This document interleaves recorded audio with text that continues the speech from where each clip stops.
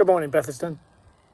Tomorrow is the 75th anniversary of VE Day, and if it were not for the lockdown caused by the coronavirus, today we would have been celebrating with a street party in school, games and other exciting activities. But unfortunately, because of our current situation, our street parties are going to have to be much smaller and take place in our houses or our gardens. But what is VE Day? It marks the end of a terrible conflict that affected everyone in society, somewhat like the situation in which we find ourselves today. But unlike our current difficulties, the people of Britain had endured hardship for almost 6 long years. For people like me, I'm well acquainted with stories of World War II from my parents. And many of you and your parents will have heard similar tales from your grandparents and even your great-grandparents. But what does it mean to our youngest generation of today, who, unfortunately, have less and less opportunity to meet people who lived through those times?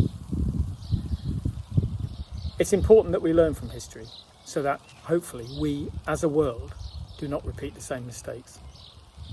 So, to keep the memory of those darkest times alive, Year 6 have been studying World War II, and a few of the children would like to tell you about what they have learned.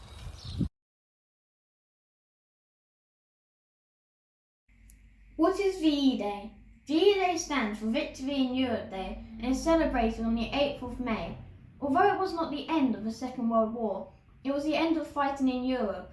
Fierce fighting continued in the Far East against Japan until August 1945.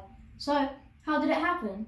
In April 1945, Adolf Hitler, the leader of Germany, committed suicide in his bunker in Berlin. The Germans then decided that without the leadership of Hitler, they were defeated and would surrender to the Allied armies.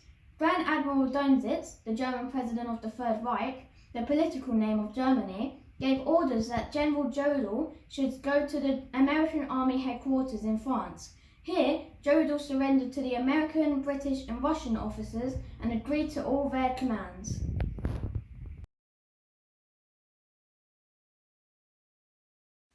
The announcement. British people began celebrating as soon as they heard the news.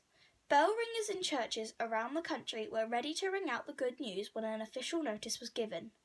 The Prime Minister, Winston Churchill, made the following announcement at 7:40 p.m. on the 7th of May. In accordance with the arrangements between the three great powers, tomorrow, Tuesday, will be treated as Victory in Europe Day and will be regarded as a holiday. The country was war-weary, as Britain was the only Allied country which had fought from the beginning to the end of war, so the news was greeted with great relief and pride.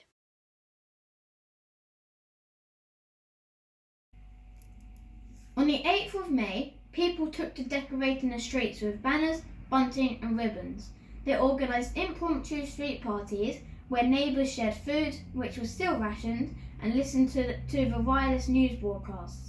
Churchill attended a celebratory lunch with King George VI, then addressed the nation, reminding them that although Japan still had to be defeated, Great Britain may allow ourselves a brief period of rejoicing. God save the King. King George VI and the Queen appeared 8 times on the balcony of Buckingham Palace, and their 2 daughters, Princess Margaret and Princess Elizabeth, who is now Her Majesty the Queen, mingled amongst the crowds. Churchill told the crowds, "This is your victory." Buckingham Palace was lit up in floodlights for the first time in 6 years since the war began, and 2 searchlights formed a V, the sign of peace, above St. Paul's Cathedral in London. All of the lights were turned off again the next day. There were 2 days of celebrations during which the pubs ran out of beer. The following Sunday, prayers of thanks were said in the church of those who had lost their lives for the country were remembered.